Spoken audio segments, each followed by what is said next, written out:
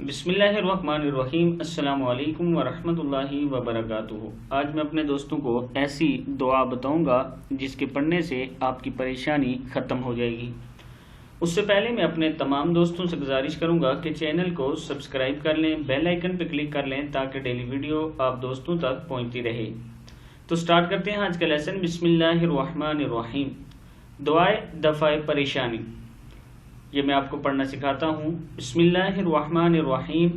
या मुफत्तिहल अबवाबी व या मुसब्बिबल अस्बाबी। क्या है? व या मुसब्बिबल अस्बाबी व या मुक़ल्लिबल क़ुलूबी व या मुक़ल्लिबल क़ुलूबी वल अबसारी वयासल मुस्तगीसीना वयासल मुस्तगीसीना वया दलीलल मुतहय्यिरीना।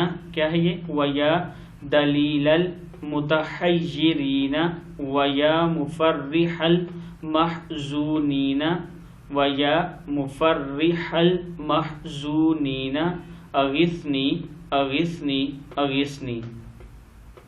अब इसका मतलब सुन लें।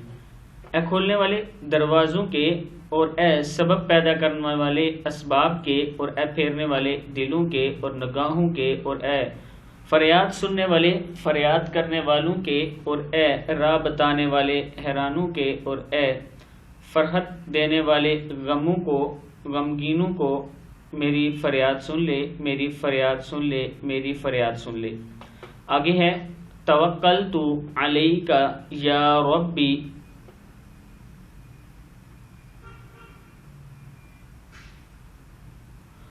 वफ़व्वज़तु इलैका अमरी या रब्बु या रब्बु या रब्बु या अल्लाह या बासितु या रज़्ज़ाक़ु या फ़त्ताहु या करीम।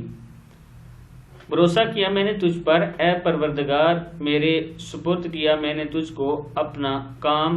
ए परवरदिगार, ए परवरदिगार, ए परवरदिगार, ए अल्लाह, ए खुशहाली बख्शने वाले, ए रोज़ी देने वाले, ए रहमत के दरवाजे खोलने वाले, ए सखी।